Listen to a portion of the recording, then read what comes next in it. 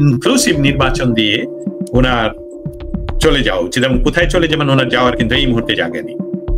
বাংলাদেশের 3 দিক, ভারত, আমি ভারত ওনাকে নিবে কিনা আমি জানি না, এবং এই মুহূর্তে আমি আমেরিকাও নিবে কিনা এটা খুবই সন্দেহযুক্ত। তবে এই যে পক্ষত্যাগ শুরু হলো, এটি শুধু শুরু নয়, এটার ভেতরে আরো অনেক অনেক বড় বড় বিষয় ঘটে যাচ্ছে। আরো অনেকেই এই পক্ষত্যাগ করেছেন বা করছেন। বাংলাদেশ সরকারের পৃষ্ঠপোষকতায় ইসলামী এই খিলাফত আন্দোলনটা চলছে। তারা প্রতি শুক্রবার সহ প্রতিদিনই, আপনার সবচেয়ে দুর্ভাগ্যজনক ভাবে ডক্টর ইউনূসের এই নেতৃত্বের সময়ে প্রাইমারি স্কুলের বাচ্চাদেরকেও পর্যন্ত এইটাতে দাওয়াত দেওয়া হচ্ছে এবং তাদের মাথায় তাদের মগজ ধুলাই করা হচ্ছে। পৃথিবীর সবচেয়ে প্রাচীনতম বর্বর যে সিস্টেম, যে মব, সেটা আজকেও হচ্ছে, প্রতিদিন হচ্ছে। তার ওনার কোনো লজ্জা নেই। উনি এসে বারবার বলছেন না, বাংলাদেশে কোনো অপরাধ হচ্ছে না। যে হিংস্র রাজনীতি করছে, রাজনীতি না, হিংস্র ঈর্ষা চরিতার্থ করছেন প্রতিপক্ষকে ঘায়েল করার জন্য, এটাতে কোনো ধরনের রাজনীতি নেই। সেটার ওনার যে শক্তি, এই শক্তিটা হলো এই অপরিপক্ষের দল, যা উনি নিজেই বলেছেন, বারবার বলেছেন যে আমার চাকরিদাতা। সো বাংলাদেশের রাষ্ট্রের প্রধানমন্ত্রীর পদমর্যাদায় উনি উপদেষ্টা, ওনার নিয়োগদাতা জনগণ নয়। এই তথাকথিত মেধাবী ছাত্রদের কথা উনি মেনশন করেন। আমেরিকান কনসার্নটা, তুলসীর কনসার্নটা আমেরিকার পক্ষে যেটা ছিল, বাংলাদেশে একটা ইসলামী রাষ্ট্র, জঙ্গি রাষ্ট্র প্রতিষ্ঠার আশঙ্কা তারা করছেন তারা। এবং এই ইসলামী রাষ্ট্রটা শুধুমাত্র খেলাফতটা যারা চায়, এটা শুধুমাত্র হিজবুত তাহরির বা কয়েকটা সংগঠন না, যারাই বাংলাদেশে ইসলামী দলগুলা যারা আছে তাদের লক্ষ্য তো সমাজতন্ত্র প্রতিষ্ঠা করা না, জামাতে ইসলামী, ইসলামী শাসনতন্ত্র আন্দোলন, সবার লক্ষ্য কিন্তু ওই খেলাফত প্রতিষ্ঠা করা। এদের বিরুদ্ধে তো বর্তমান সরকারের কোনো অভিযান নেই। তবে তুলসীকে বা আমেরিকাকে সন্তুষ্ট করবে কি দিয়ে তারা? এটা খুবই একটা গুরুত্বপূর্ণ ইস্যু। এটাকে খুব খেয়াল করে অ্যানালাইসিস করতে হবে। চলুন আমরা প্রথম যাই, এটা আপনার সাথে আপনার সহযোগিতাও চাই আমি এখানে। প্রথম চলে যাই, তুলসী সেদিন কি বললেন 2টা টেলিভিশনে, 2টার ইন্টারভিউ একই কথা বলেছেন যে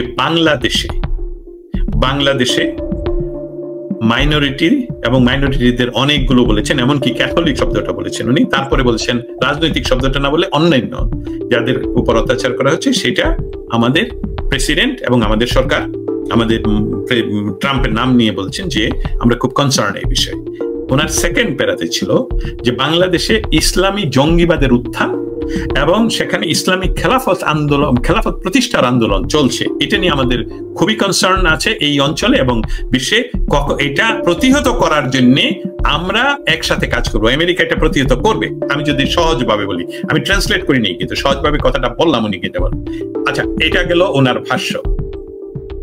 এই ভাষ্য থেকে এখন আমি যদিও এটা আমার অধিকার নয়, আমি যদি এখন আপনার সাথে তুলে ধরি, এখানে কি তুলসী গাবার্ড কোনোভাবেই বাংলাদেশ সরকারের সম্পৃক্ততার কথা মুখে বলেননি।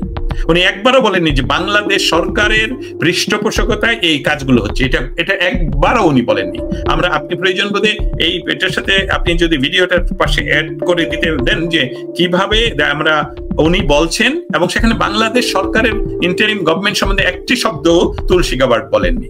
তাহলে কেন তুলসী গাবার্ডের কথার পর বাংলাদেশের যারা খেলাফত চায়, হিজবুত তাহরি, জামাতে ইসলামী, আমি নাম জানি না, সত্যি আমাকে ক্ষমা করবেন, এই নামগুলো আমি মুখস্থ রাখতেও চাই না, তারা কেউ প্রতিবাদ করার আগে সরকার কেন বলছে না এটা মিথ্যা কথা, বাংলাদেশের বিরুদ্ধে এটা মিথ্যা কথা? এটা তো উল্টা হওয়ার কথা। এই জন্য বলছি যে খুব সন্তর্পণে যেতে হবে। এটা তো অন্যভাবে হওয়ার কথা যে থ্যাংক ইউ সো মাচ, আমরা চেষ্টা করছিলাম বাংলাদেশের একটা পরিবর্তন, এখনো চেষ্টা করছি, কিন্তু হঠাৎ করে এই বিষয়গুলো, যেমন আপনারা যেটা বলছেন খেলাফতের জন্য মিছিল হচ্ছে, এই যে আমরা এদেরকে গ্রেফতার করার চেষ্টা করছি, আপনারা গত 15 বছর ধরে গত সরকারগুলোর সাথে যেভাবে আমাদেরকে সহযোগিতা করেছেন, সবচেয়ে বড় পার্টনার হিসাবে যেভাবে এই অঞ্চলের উগ্রবাদ নির্মূলের চেষ্টা করেছেন এবং নির্মূল হয়েছিল, ঠিক সেইভাবে প্লিজ আমেরিকা হেল্প মি। তাহলে তো অন্য হয়ে যেত বিষয়টা যে আমি চেষ্টা করছি এটা দমনের, আপনি যেটা বলছেন হ্যাঁ এটা হচ্ছে, কিন্তু তারা বলছেন না। অতএব কি ইমাম সাহেব হলেন এই খেলাফতের যে একজন লাগবে তো নেতা, আমি জানি না, আমি বলছি ইমাম, আমি ডোন্ট নো খেলাফতের যে প্রধান তাকে কি বলা হয়। এই ইমাম সাহেব হলেন ডক্টর ইউনূস।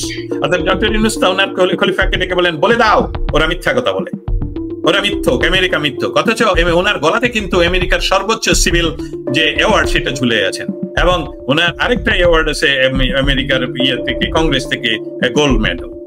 তাহলে আমেরিকা মিথ্যা কথা বলছেন, উনি এটা বলতে পারেন না। লোক মুখে শুনি উনি নাকি আমেরিকার নাগরিক।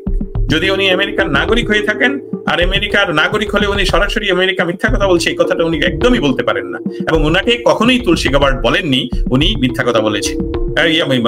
বাংলাদেশ সরকারের সাথে যুক্ত হতে, বাংলাদেশ সরকার যে এদেরকে পৃষ্ঠপোষকতা করছে এর চেয়ে বড় ভাবে প্রমাণ আর তো দিতে পারবো না বাড়ি ভাই। এবং এটা প্রমাণিত যে বাংলাদেশ সরকারের পৃষ্ঠপোষকতায় ইসলামী এই খিলাফত আন্দোলনটা চলছে।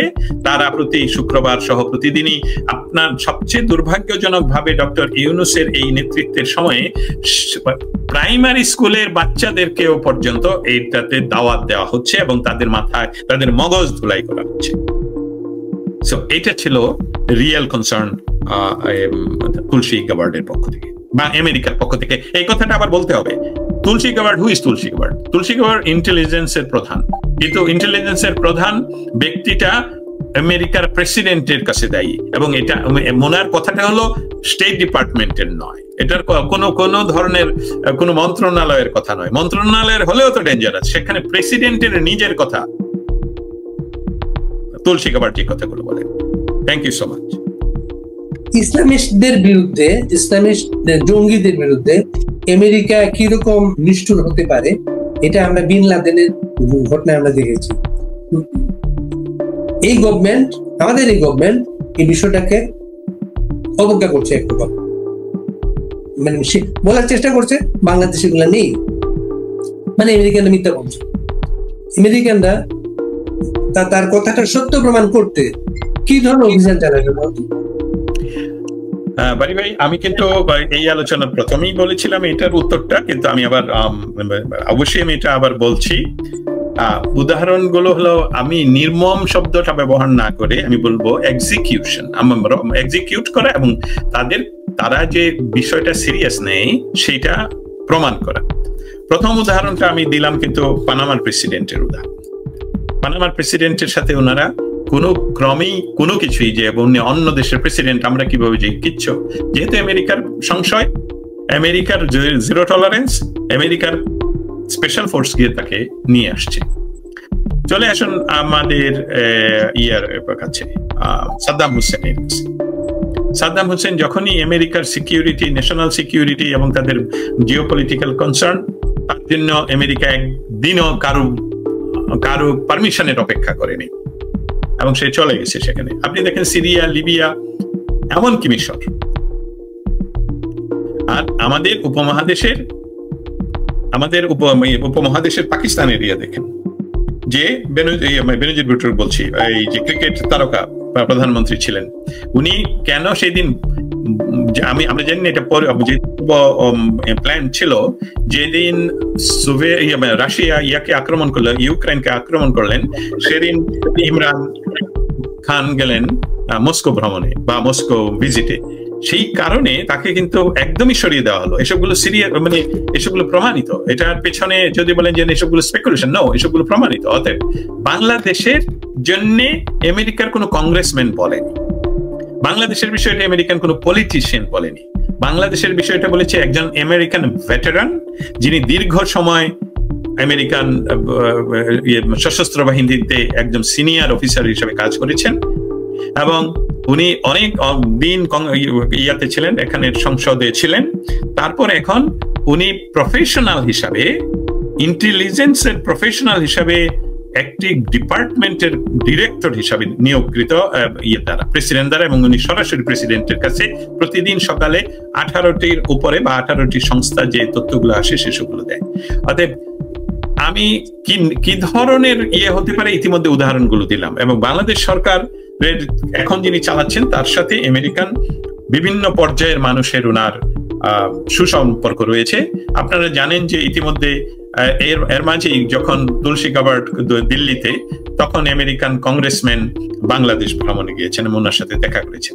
তার আগে জানেন 2 জন এক্স ডিপ্লোম্যাট যারা ওয়াশিংটন ডিসিতে বসে, আমি জানি না কেন তারা আমেরিকা থেকে বাংলাদেশের বিষয়ে আজকে আমার গতকালকের প্রশ্ন নিয়েও তারা রিটুইট করেছেন যে প্রশ্নটা এবং অনেক কিছু, সেটা না হয় নাই, পরে বলবো।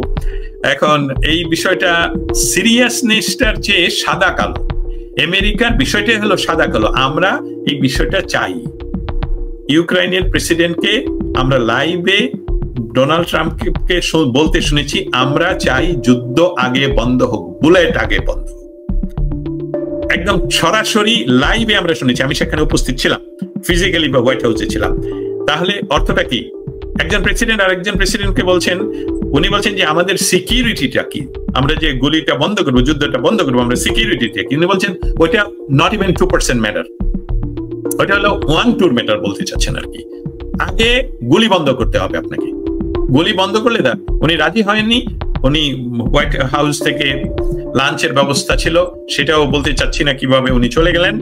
তারপর ইউক্রেনে গিয়ে তাদের নিশ্চয়ই সেই তাদের ন্যাশনাল সিকিউরিটি যারা ওনার সহযোগী আর্মি অফিসার, তাদের সাথে কথা বলে উনি এখন আমেরিকার প্রেসিডেন্টের প্রত্যেকটি কথা শুধু কথাই মানছেন না, যেইভাবে বলেন সেভাবেই কাজ হচ্ছে, এভরিথিং সেভাবে হচ্ছে। অতএব এই উদাহরণগুলো কি ডক্টর ইউনূস জানেন না? অবশ্যই জানেন। এবং এই কনসিকুয়েন্সটা বাংলাদেশের মানুষের উপর আসুক, সেটা আমি কোনো ক্রমেই চাই না, আমাদের চাওয়া উচিত নয়। কারণ এন্ড অফ দ্য ডে আমরা দেশপ্রেমী এবং আমাদের দেশের প্রতি যে কোনো অন্যায় তখন আমরা রুখে দাঁড়াবোই, যেমন এখন দাঁড়িয়ে আছি। ধন্যবাদ। ধন্যবাদ দর্শক, জানি আমরা একটা অন্য প্রসঙ্গে যাব। তার আগে একটু আমি শেয়ার করি সবার সাথে, এরশাদ আমলে এবং খালেদা জিয়ার আমলে আমেরিকার সাথে দুটো ঘটনা বাংলাদেশে। এরশাদ আমলে যখন এরশাদ বিরোধী মুভমেন্ট প্রথম শুরু হয়, তখন ডক্টর কামাল হোসেনকে অ্যারেস্ট করা হয়েছিল, গ্রেফতার করা হয়েছিল। তখন প্রধান সামরিক আইন প্রশাসক অফিসে হেনরি কিসিঞ্জার একটা ফোন এসেছিল। হেনরি যে ফোনটা ছিল, আমরা শুনলাম ডক্টর কামাল সাহেবকে অ্যারেস্ট করা হয়েছে, ওনার শারীরিক অবস্থা কি। শুধু এই ইয়েটা ছিল, এই ফোনটার কারণে সাথে সাথে ডক্টর কামাল হোসেনকে ছেড়ে দেওয়া হয়। খালেদা জিয়ার আমলে একটা ঘটনা ঘটেছিল, এটা মার্কিন আমেরিকান একটা মেয়ে মাদক সহ বাংলাদেশে বিমানবন্দরে ধরা পড়েছিল, বড় একটা চোরাচালান, কারাগারে নেওয়া হয়েছিল। আমেরিকানরা খুব তাড়াতাড়ি বাংলাদেশ গভর্নমেন্টের সাথে আলাপ করে সারা পৃথিবীতে মাদক নিয়ে তারা বড় বড় কথাবার্তা বলে, তার নিজের দেশের একটা মেয়েকে মুক্ত করার জন্য ডক্টর কামালের মাধ্যমে, ডক্টর কামাল আইনজীবী হয়ে হাইকোর্টে ওই মেয়েটার পক্ষে দাঁড়ান, হাইকোর্ট থেকে আদেশ দেওয়া হয় মুক্তির, এবং সেদিনই এই মেয়েটাকে আমেরিকায় নিয়ে যাওয়া হয়। এই মামলাটার কথা কেউ প্রশ্ন করে নেয়। বাংলাদেশের মতো ছোট দেশগুলো ভিকটিম হয়, যেমন ভিকটিম যাতে না হয় সেটি আমরা চাইব। ডক্টর জাহাঙ্গীর, আমি আপনি যেহেতু এটা কূটনৈতিক সংবাদদাতা হিসেবে দীর্ঘদিনের কাজ করছেন, বাংলাদেশের একটা নতুন ঘটনা ঘটেছে। বাংলাদেশের একজন রাষ্ট্রদূত মরক্কোতে ছিলেন, তিনি হারুনুর রশিদ, তিনি সম্প্রতি পক্ষ ত্যাগ করেছেন। বাংলাদেশের মুক্তিযুদ্ধের সময় এই ধরনের পক্ষ ত্যাগের ঘটনাগুলো আছে, কিন্তু মুক্তিযুদ্ধের পরে কোন রাষ্ট্রদূতের এইভাবে পক্ষ ত্যাগের ঘটনা শোনা যায়নি। এর প্রতিক্রিয়া কি দেখেন আপনি? ধন্যবাদ বারি ভাই, এই বিষয়টা আপনি তুলে আনলেন আজকের আমাদের এই আলাপে বা এই আড্ডায়। এটা যেভাবে আপনি তুলে ধরলেন সেখানেই কিন্তু এর গুরুত্ব বহন করে। বাংলাদেশের যখন স্বাধীনতা ঘোষণা করা হয় 26শে মার্চে, তারপর বাংলাদেশের সপক্ষে যে সকল কূটনৈতিক ব্যক্তিবর্গ পশ্চিম পাকিস্তানের পক্ষ ত্যাগ করে বাংলাদেশের পক্ষে যোগদান করেন, সেটা ছিল স্বাধীনতাকামী একটি জাতির প্রতি, জাতির অংশ হিসাবে তাদের সেই সম্মান এবং আত্ম উপলব্ধি এবং সংগ্রামে, স্বাধীনতা সংগ্রামে অংশগ্রহণ করার একটি বিষয়। কিন্তু আজকে ঘটনাটা আপনি যেভাবে প্রশ্নটা তুললেন, সেখানেই নিগুড় ভাবে সবাই যারা শুনবেন বা শুনছেন তাদের জন্য বলছি যে বিষয়টা লক্ষ্য করে দেখুন, বাংলাদেশ তো এখন বহিঃশত্রুর আক্রমণে নয়। বাংলাদেশের বা আমরা, মোহাম্মদ ইউনূসও বাংলাদেশি, আমিও বাংলাদেশি, এবং যিনি পক্ষ ত্যাগ করেছেন হারুনুর রশিদ সাহেব, তিনিও বাংলাদেশি। তাহলে যেহেতু বহিঃশত্রুর আক্রমণের সাথে এখানে স্বাধীনতার কোনো প্রশ্ন নেই, তাহলে পক্ষত্যাগ বিষয়টা কিরকম না? বিষয়টার একটি কারণ আপনি হয়তোবা যেভাবে উত্থাপন করেছেন, আমি আমার কারণটা বলি। মূলত বাংলাদেশ এখন বেদখল। ৭১-এর পর বাংলাদেশে আওয়ামী লীগ, বিএনপি, জাতীয় পার্টি, এই তিনটি দলই বাংলাদেশকে শাসন করে। কিছু একটা সময় বিএনপির সাথে জামায়াতে ইসলামীও তাদের ইয়াতে ছিল। কোন সময়ই কোন পার্টি, যত বড়ই আন্দোলন হয়েছে, সরকার বিরোধী আন্দোলন, বাংলাদেশের সরকার বিরোধী আন্দোলনগুলো খুব জমে উঠে, এটাতে অনেক অ্যাট্রোসিটি হয়, অনেক ক্ষয় হয়, রক্তক্ষরণ হয়, তারপরেও এটা বাংলাদেশের মানুষ করে।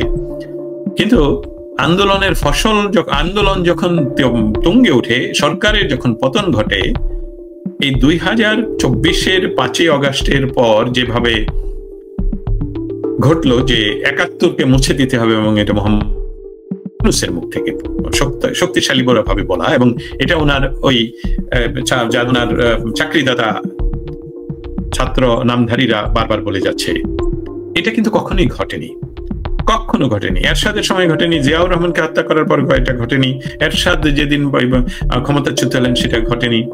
আন্দোলনের ফলে খালেদা জিয়া নির্বাচন নতুন করে দিয়ে পদত্যাগ করলেন, তখনও ঘটেনি। শেখ হাসিনার যখন ক্ষমতাচ্যুত হলেন তখনও ঘটেনি। কিন্তু এই 2005-এ আসলো কেন? তাহলে বিষয়টাই হলো বাংলাদেশের এটা ছিল না শুধুই মাত্র ক্ষমতার পালা বদল। এই আন্দোলনটা ক্ষমতার পালা বদলের আন্দোলনটা ছিল না, এই আন্দোলনটা ছিল ৭১-এর পরাজয় না। এই আন্দোলনটার সাথে যারা যুক্ত তারা প্রথম দিন থেকেই বলে যাচ্ছে আমাদের স্বাধীনতা এসেছিল 1947 সালে। তারপরে তারা আর মধ্যে কিছুই বলে না, এখন এসে 2024 বলার চেষ্টা করেছে কিছুদিন। অতএব এই বিষয়টা এখানে কেন বললাম, যারা আমরা ফিল করি, আমি সহ এটা বলতে হবে, আমাকেও যদি বলা হতো, আমাকেও যদি ধরে নেন যে পক্ষত্যাগ, আমি তো কোনো আমি যেহেতু রাষ্ট্রের কোনো পদমর্যাদায় বা রাষ্ট্রের জন্য আমি চাকরি করি না, অতএব আমি তো পক্ষত্যাগ করতে পারি না। কিন্তু অবশ্যই আমি পক্ষত্যাগ করেছি যে ডক্টর ইউনূসের যে সরকার বাংলাদেশ চালায় তার পক্ষে আমি থাকতে পারি না। অতএব এটা আমি বললে এটার কোনো মূল্য নেই। কিন্তু একজন রাষ্ট্রদূত, একজন ডিপ্লোমেট, একজন প্রফেশনাল ডিপ্লোমেট, ক্যারিয়ার ডিপ্লোমেট, উনি যখন পক্ষত্যাগ করলেন তার অর্থ হলো যে বাংলাদেশকে পুনর্বার ৭১-এর বাংলাদেশ, যেই চেতনার উপর দাঁড়িয়ে বাংলাদেশের মুক্তি সংগ্রাম হলো, স্বাধীনতা সংগ্রাম হলো, সেই চেতনার বাংলাদেশকে ফিরিয়ে নেওয়ার সংগ্রামে উনি নিজকে একজন ডিপ্লোমেট হিসেবে সমর্পণ করলেন এবং ওনার পদাঙ্ক অনুসরণ করে আরো বহু ইতিমধ্যে আমরা যোগাযোগ করেছি, অনেকের সাথে যোগাযোগ করেছি, বহু এই রাষ্ট্রদূত এবং বিভিন্ন রাষ্ট্রদূতের কথা বলছি না, ডিপ্লোমেটের কথা বলছি। রাষ্ট্রদূত শব্দটা আমি উইথড্র করলাম এখান থেকে। অনেক ডিপ্লোমেটরা রয়েছে যারা পক্ষত্যাগের পক্ষে এবং এই সরকারের বিপক্ষে গিয়ে, এমনকি ওয়াশিংটন ডিসি, লন্ডন, প্যারিস, যেখানেই আন্তর্জাতিক ক্ষমতার বলয় কাজ করে সেখানে তারা কাজ করার জন্য একত্রীভূত হচ্ছেন। আমি আশা করি যে দেশকে একটি সিভিল ওয়ারের দিকে ঠেলে না দিয়ে, ডক্টর ইউনূস যেহেতু আসছেনই ওনার চাকরিদাতাদের জন্য অল্প সময়ের জন্য, যেভাবেই হোক এখন ওনার মূল কাজটাই হবে যত দ্রুততম সময়ে, কাজটা হওয়া উচিত হবে দ্রুত সময়ে, এবং সেটা শুধু ডিপ্লোমেটদের মাঝে নয়, এটা প্রায় প্রত্যেক সেক্টরই। এটাই ছিল আমার আসলে এই বিষয়ে বিশ্লেষণ। আমেরিকান বক্তব্যের পরে বাংলাদেশ থেকে প্রতিক্রিয়া দেখানো হলো, এই প্রতিক্রিয়ার পরে এমনও বলার চেষ্টা হয়েছে তুলসীর চেয়ে আমেরিকার কাছে ডক্টর ইউনূস অনেক বড়, কাজে তুলসীর বিষয়টাকে এত উদ্বেগ দেখানোর কারণ নেই। আপনার কি মনে হয়? আমি এটা মন্তব্য করতেও কেন জানি মনে হচ্ছে যে অনেক সময় আছে না যে কিছু কিছু জিনিসকে এড়িয়ে চলতে হয়, যে আপনাকে কোনো একটা বিষয়ে মন্তব্য করতে হলে সেই লেভেলে নামতে হয়। অর্বাচীন, অপরিণামদর্শী এবং যারা পৃথিবীর গুরুত্বপূর্ণ রাজনৈতিক, যেমন ডিপ্লোমেসি, পলিটিক্স এন্ড পলিসি সম্বন্ধে যারা আসলেই জানেন না এবং মনে করেন যে কথা বললে বা মুখ দিয়েছেন ক্ষুধা, অতএব কথা বলা যাবে, তাদের ভাষাই হতে পারে এটা। তবে একটা বিষয় এখানে বলতে চাই, যেহেতু আপনি কথাটা আনলেন, কোন একটা সময় ছিল যখন মোহাম্মদ ইউনূস পৃথিবীতে বিভিন্ন ভাবে প্রোটোকল অনেক অনেক রাষ্ট্রের কাছেই উনি ছিলেন খুব গুরুত্বপূর্ণ ব্যক্তি। ওনাকে রাষ্ট্রের ক্ষমতা নিতে হবে কেন, সেই সংশয়ে ইউরোপিয়ান ইউনিয়নের অনেক রাষ্ট্র, সুইজারল্যান্ড সহ, তাদের একটা সংশয় হলো যে উনি আসলে ক্ষমতায় নেবেন কেন, উনি তো রাষ্ট্রের ক্ষমতার চেয়ে উপরের মানুষ, যেটার উপর স্ট্যান্ড করে হয়তো বা কেউ এটা এই মুহূর্তে বলার চেষ্টা করছে, সেই জন্য আমি কথাটা উত্তরটা দিচ্ছি, না হলে অ্যাভয়েডই করতাম। আর আমেরিকার যে রাজনৈতিক শক্তি, সেই একটা পারিবারিক শক্তি যার সাথে ওনার সম্পর্ক, তারা যখন আমেরিকার ক্ষমতায় থাকে, অবশ্যই যুক্তরাষ্ট্রের একজন ক্ষমতাসীন বলছি, একটি রাজনৈতিক শক্তিশালী পরিবারের সাথে ওনার সম্পর্কের কারণে আমেরিকার সেই পার্টি যখন ক্ষমতায় থাকে, তখন ইউনুসের প্রোটোকল অবশ্যই আরেকটু বেটার পজিশনে থাকে। তার অর্থ এই নয় যে আমেরিকার কোনো একজন ইয়ার মতন, যার মতন তুলসী গাবার্ড যে পজিশনে আছেন, সেটা যদি ডেমোক্রেটদের সময় বলা হয় যে তার চেয়ে যোগ্য হলেন মোহাম্মদ ইউনূস, কথাটা সত্য নয়। এবং বাংলাদেশের মানুষের এটা জানা উচিত যে আমেরিকা ইজ আমেরিকা। আমেরিকার প্রত্যেকটি বিষয় হলো আমেরিকানদের মতন করে ভাবা, এবং দিস ইজ ডিফারেন্ট। আমাদের এই ডিফারেন্ট বোঝানোর জন্য অন্য কোনো সময় একটি অনেক লম্বা আলোচনার what is America. America is different and America care করে। আপনি কে, আমি কে। আপনি যখন আমেরিকান, তখন অবশ্যই আপনাকে কেয়ার করা হবে। ডক্টর ইউনূস বলেছেন যে আওয়ামী লীগকে নিষিদ্ধ করার কোনো প্ল্যান তাদের নেই। এটা কি তুলসীর বক্তব্যের প্রতিক্রিয়া হতে পারে? বাড়ি ভাই, গত 5 তারিখে বাংলাদেশের যে মেটিকুলাসলি ডিজাইন পট পরিবর্তন, তারপর ইন্টেনশনালি একটা ভ্যাকুয়াম সৃষ্টি করা হলো, যেখানে কে সরকার চালায়, কে দেশে আছে, কিন্তু সরকারের বহু জায়গায় পরিবর্তন করছে। এখন ইউনূস সরকারের পক্ষ থেকে বারবারই বলা হয়, 5 তারিখ থেকে 7 তারিখ তখন তো আমরা ছিলাম না, যেটা আমি সেদিনই বলেছি, 5, 6, 7 তারিখেই আমি অনলাইনে বলেছি যে এটা এই ভ্যাকুয়ামটা কেন তৈরি করা হলো, তাহলে তো একজন দায় দেবে আরেকজনের কাছে। এবং তখন এই পুলিশ হত্যাগুলো করা হলো এবং অনেক কিছু করা হলো, 400 থানা পুড়িয়ে দেওয়া হলো।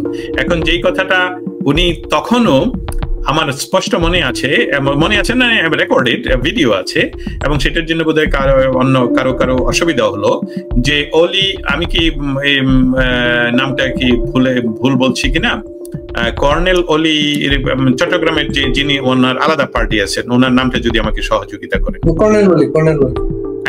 তিনি যখন দেখা করতে যান ডক্টর ইউনূসের সাথে, প্রধান বাংলাদেশের উপদেষ্টার সাথে, এবং তার প্রশ্নে যে আওয়ামী লীগকে নিষিদ্ধ করা হবে কিনা, সেদিনও উনি বলেছিলেন, এটা বোধহয় অগাস্টের কোন এক তারিখে, এবং সেই ভিডিওটা কোন এক কর্নার থেকে অন্য কেউ ভিডিও করে এটা সামাজিক মাধ্যমে দেন, এবং সেখানে উনি বলছিলেন যে না, আমরা কোনো রাজনৈতিক সংগঠনকে বাংলাদেশে নিষিদ্ধ করার পক্ষে নয়। কিছুদিন পর উনি যে কাজটা করেন সেটা হলো যে হ্যাঁ, আওয়ামী লীগকে আমরা নিষিদ্ধ করব না। এই বিষয়টা আমি আপনার দিকে না গিয়ে তুলসী গাবার্ডের প্রশ্নের কারণে উনি উত্তর দিচ্ছেন কি দিচ্ছেন না সেটা নয়, আমাদের কাছে ইতিমধ্যে পরিষ্কার। এখন আর যদি বলা হয় মনে হয় কিংবা কিন্তু সুতরাং এবং এসবগুলো নয়, ইউনূস আন্তর্জাতিকভাবে ওনার এখনো যে বলয় বা সাপোর্ট রয়েছে সেসবগুলোর সাথে কাজ করছেন।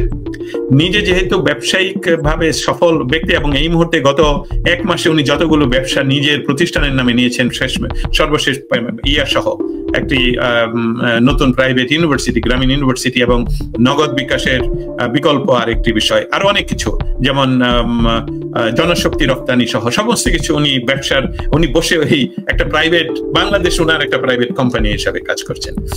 সেখানে উনি কিছুদিন পরই বলছেন আমি কলা খাই না। বিষয়টা এরকম, কারণ উনি নিজের পয়সায়, নিজের ইন্টেনশনে, নিজে কাউকে এই যে অর্বাচীন কিছু যারা আসলেই অপরিপক্ক, অর্বাচীন শব্দটা আমি বাদ করে দিলাম, অপরিপক্ক, না পড়াশোনায় পরিপক্ক, না জীবনে পরিপক্ক, না এক্সপেরিয়েন্স আছে কোথাও, তাদেরকে দিয়ে উনি একটা রাজনৈতিক দল গঠন করলেন। সেটারও নামটা গ্রামাটিক্যালি ঠিক না, জাতীয় নাগরিকরাই তো জাতীয়। জাতীয় নাগরিক দল তৈরি করেছেন। ওনার এটার লক্ষ্যটা হলো যে আওয়ামী লীগকে কোনো ক্রমেই নির্বাচনে অংশগ্রহণ করতে না দিয়ে এবং বিএনপিকে কোণঠাসা করে এখন গত 24 ঘন্টার রিপোর্টে জানা গেল যে আরো প্রাক্তন আর্মি অফিসারদেরকে দিয়ে আরো একটি দল তৈরি করা হলো। এই সমস্ত কিছুর হিসাব নিকাশ হলো মানে আওয়ামী লীগকে দেওয়া হবে না নির্বাচনে, সেটা এই জন্য মব, যে পৃথিবীর সবচেয়ে প্রাচীনতম বর্বর যে সিস্টেম, যে মব, সেটা আজকেও হচ্ছে, প্রতিদিন হচ্ছে, তার ওনার কোনো লজ্জা নেই। উনি এসে বারবার বলছেন না বাংলাদেশে কোনো অপরাধ হচ্ছে না। সেই মব দিয়ে উনি জাতীয় পার্টির কালকে ইফতার ভণ্ডল করালেন, সেটার জন্য পুলিশ গিয়ে তাদের বিরুদ্ধে কিছু করলো না, উল্টা জাতীয় পার্টির প্রধানের বিরুদ্ধে উনি রাষ্ট্রীয় সংস্থা দুদককে দিয়ে উল্টা মামলা করাচ্ছেন, যে সেটা ওই ডেভিল হান্টের মতন হয়ে যাচ্ছে, মানে একই জিনিস। অতএব ওনার লক্ষ্যটা এই যে আমি কলা খাই না, আওয়ামী লীগকে আমি নিষেধ করবো না, এই মব টপ দিয়ে তৈরি চেষ্টা করবে যে আওয়ামী লীগ যাতে মাঠে দাঁড়াতে না পারে আর বিএনপি যাতে মাঠে না দাঁড়াতে পারে। তার অর্থ কি, যে এখন কিন্তু অনেকে ডিসি হতে চাচ্ছে না, কারণ এই ডিসিদের উপর নির্ভর করে উনি এদেরকে পাশ করিয়ে আনার একটা পরিকল্পনা যদি নির্বাচন করতে হয়। এবং উনি এই যে কিছু অপরিপক্ক, তাদের একজন তো বলেই দিল আসিফ নজরুল যে ভবিষ্যতের প্রধানমন্ত্রী। আমি হাসছি, কিন্তু বাংলাদেশ এখন মনে হচ্ছে অসম্ভব কিছু না। এদেরকে বসে ওনার পরিকল্পনা, উনি প্রেসিডেন্ট থাকবেন আমৃত্যু, কারণ ওনার তো এটা প্রাইভেট কোম্পানি, বাংলাদেশের সব ব্যবসায়ী এখন ওনার গ্রামীণের আন্ডারে। অতএব এটা তুলসী গাবার্ডের জন্য হয়তো বা উনি এটার উত্তরে, কারণ এই মুহূর্তে তো তারা ভারতের আর বিরোধিতা করছে না, এখন ভারতের সাথে সম্পর্ক ভালো রাখতে চায়। অতএব তুলসী গাবার্ড যে কথা বললেন তার পরিপ্রেক্ষিতে আবার উনি হয়তো বা শোনাতে চাচ্ছেন আমরা আওয়ামী লীগকে তো নিষেধ করবো না। উনি এটা বলছেন না যে আওয়ামী লীগকে নির্বাচনে করতে কোনো বাধা নেই, এটা বলছেন না। জিনিস টাচ করলেন মবের বিষয়টা। গত কয়েক মাসে আমরা একটা অভিজ্ঞতা দিচ্ছি, সরকার একটা কথা বলে পাশাপাশি মব যারা তৈরি করে তাদের থেকে আর একটা বক্তব্য আসে, সরকার আসলে বাস্তবায়ন করে সেটাই। তুলসী কথাবার্তার মাঝখানে গতকালকে আবার এই ছাত্রদের উদ্যোক্তাদের একজন অথবা নতুন দলটার অন্যতম নেতা হাসনাত আব্দুল্লাহ একটা স্ট্যাটাস দিয়েছেন যে ডক্টর ইউনূস এবং উত্তরপাড়া মিলে ভারতীয় প্রেসক্রিপশনে আওয়ামী লীগকে পুনর্বাসনের যে চেষ্টা করছেন সেটা তারা হতে দিবেন না। দিন শেষে আরেকটা মব আসছে মনে করেন এটা? আমি আমার অ্যানালাইসিস ভুল হোক সেটাই আমি আশা করি, আমাদের বাংলাদেশ ভালো থাকুক সেটাই আমরা আশা করি। ডক্টর ইউনূসের প্রতি যারা পূর্ণ সমর্থন দিয়েছিলেন তাদের কিন্তু একজনই, মানে আমি মনে করি 99%ই ওই নতুন দলের সাপোর্ট করছেন না। যারা পূর্ণ সমর্থন দিয়েছিলেন ডক্টর ইউনূসকে, মৌলিক কারণটা হলো যে একটা বাঙালি বাংলাদেশের জন্য কিছু না করে থাকলেও উনি নোবেল বিজয়ী, এবং উনি নিশ্চয়ই এমন কিছু করবেন না যে আওয়ামী লীগ যেহেতু দীর্ঘদিন ক্ষমতায় ছিলেন, তাদের আওয়ামী লীগে যত অপরাধী তাদেরকে যদি ধরে বিচার করতেন এবং পলাতকদের নিয়েও বিচার করতেন, তাহলে আমি সহ সংশয়ে পড়ে যেতাম যে আমি বঙ্গবন্ধুর বাংলাদেশ 32 নম্বরে যদি উনি আঘাত না করতেন সরকারি পৃষ্ঠপোষকতায়, তাহলে হাজার হাজার মানুষ ওনার, আমার যে কথাটা হলো বটম লাইন হলো উনি যে হিংস্র রাজনীতি করছে, রাজনীতি না হিংস্র ঈর্ষা চরিতার্থ করছেন প্রতিপক্ষকে ঘায়েল করার জন্য, এটাতে কোনো ধরনের রাজনীতি নেই। সেটার ওনার যে শক্তি, এই শক্তিটা হলো এই অপরিপক্কের দল, যা উনি নিজেই বলেছেন, বারবার বলেছেন যে আমার চাকরিদাতা। সো বাংলাদেশের রাষ্ট্রের প্রধানমন্ত্রীর পদমর্যাদায় উনি উপদেষ্টা, ওনার নিয়োগদাতা জনগণ নয়, এই তথাকথিত মেধাবী ছাত্রদের কথা উনি মেনশন করেন।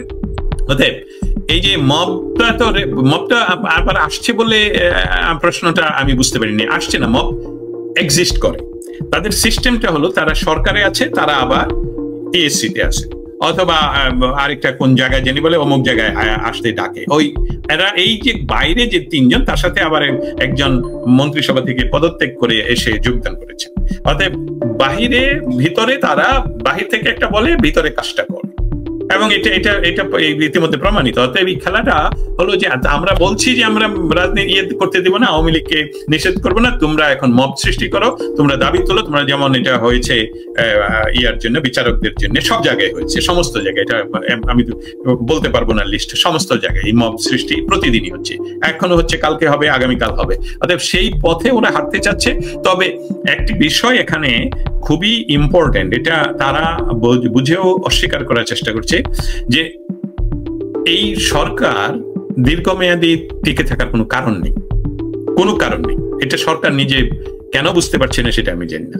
যেহেতু আমরা জানি যে এটা তাদের ভাষায় ধরে নিলাম আগামী জুন মাসে নির্বাচন হবে, তো এটা হলো তাদের সর্বোচ্চ টাইম। তাহলে কেন আমি শত্রুতা করব? কেন আমি এটা করতে যাব, ওইটা করতে যাব? আমার তো প্রয়োজন বাংলাদেশকে ভালো রাখা। যদি বাংলাদেশ ভালো রাখে তাহলে আসিয়া এবং একটা হিন্দু মেয়ে, মানে একটা, আমি শুধু উদাহরণ দিচ্ছি যাদের কথা আমরা বললে সবাই বুঝতে পারবে, যে বাংলাদেশের শিশুদের র্যাপ করা হচ্ছে, হত্যা করা হচ্ছে, শিশু র্যাপের পরে তার বাবা কেস করতে গেলে তাকে হত্যা করা হচ্ছে, বাড়ি ঘর পুড়িয়ে দেওয়া হচ্ছে, কত হাজার হাজার। এখন আমরা যেটাই বলি সেটাই তারা বলে প্রপাগান্ডা। বাট এটা যে প্রপাগান্ডা না, সেটা তো আমেরিকান ইন্টেলিজেন্সের প্রধান বলেছেন যে না, বাংলাদেশে শুধু মাইনরিটিদের উপরই অত্যাচার হচ্ছে না, সেখানে ইসলামিক খেলাফতের ইয়া হচ্ছে। সেটা কি আওয়ামী লীগ গিয়ে শিখিয়ে দিচ্ছে? তো লীগ না, মানে তুলসী গাবার তো লীগের কেউ না। অতএব এই বিষয়টা মব সৃষ্টি করে আওয়ামী লীগকে ঠেকানোর পায় তারা করবে, কিন্তু যেহেতু বিএনপি সহ তারা এইটাকে ভাঙচুর করতে চায় এবং একটা আমি বলবো যে এই বিভিন্ন ছোট ছোট দলগুলোকে তারা পক্ষপাতমূলক নির্বাচনের মাধ্যমে একটা অ্যালায়েন্স তৈরি করে ইউনূস ক্ষমতায় থাকতে চান আমৃত্যু। শব্দটা আমি রিপিট করি, রেকর্ডে থাকুক, উনি ক্ষমতায় থাকতে চান আমৃত্যু। এবং এই ইয়াংদের কারো কাছে উনি দিবেন প্রধানমন্ত্রিত্ব, উনি থাকবেন বঙ্গভবনে। এটা হলো পরিকল্পনা। যেহেতু বাংলাদেশের জনগণ খুবই সচেতন এবং বাংলাদেশের জনগণ ইতিমধ্যে জানেন যে ৭১ সনের ১৬ই ডিসেম্বর স্বাধীনতার বিজয়ের দিন থেকে গত ৫ অগাস্ট পর্যন্ত বাংলাদেশের উন্নয়ন যতদূর ঘটেছে সবই ঘটেছে একটা নির্দিষ্ট রাজনৈতিক দল, বাংলাদেশের স্বাধীনতা সংগ্রাম ঘটেছে একটা নির্দিষ্ট রাজনৈতিক দলের নেতৃত্বে। আমি আরেকটা কথা বলতেই হবে এখানে, আমার কাজ বাংলাদেশের পক্ষে, কিন্তু এই বাংলাদেশের পক্ষের কাজ যদি আওয়ামী লীগের ঘরে ফসল তুলে, আমার তো কিছু করার নেই। অন্যান্য রাজনৈতিক দলরা যদি ফসল তুলতে পারেন তুলেন। একটা কথা বলি যে বাংলাদেশ ৭১ নিয়ে যদি ৭১-এর উপর যখন আঘাত আসে, তখন অন্য রাজনৈতিক দলরা যেহেতু কিছুই প্রতিবাদ করে না, একমাত্র আওয়ামী লীগ করে, তাহলে বাংলাদেশের স্বাধীনতা সংগ্রাম তো আওয়ামী লীগ দাবি করতেই পারে। ৩২ নম্বর ভাঙার সময় যে অন্য কোন দল যেহেতু কোনো প্রতিবাদ করে না, একমাত্র আওয়ামী লীগ করে, তাহলে তো আওয়ামী লীগ দাবি করতেই পারে যে এই স্বাধীনতা সংগ্রাম আমাদের একক কৃতিত্ব। কিন্তু অন্যান্য দলরা যদি স্টেক হোল্ডার হতো যে না, ৭১ নিয়ে আমাদের কথা উঠবে না, আমাদের ২১শে ফেব্রুয়ারি ৫২-এর আন্দোলন, ভাষা আন্দোলন, এসবগুলো নিয়ে ৭ই মার্চের উপর কথা বললো, জয় বাংলা আমাদের স্বাধীনতার স্লোগান, সংগ্রামের স্লোগান, যুদ্ধের স্লোগান, বাঙালির স্লোগান, তাহলে এসবগুলো আওয়ামী লীগ ছাড়া তো অন্য কেউ এটা প্রতিবাদ করে না। অতএব আওয়ামী লীগকে আপনারাই, যারা আওয়ামী লীগ বিরোধী, তারাই তো তাদেরকে দিচ্ছেন এই সুযোগটা বলার জন্য যে হ্যাঁ, বাংলাদেশের পক্ষের একমাত্র দল এখনো পর্যন্ত আওয়ামী লীগ।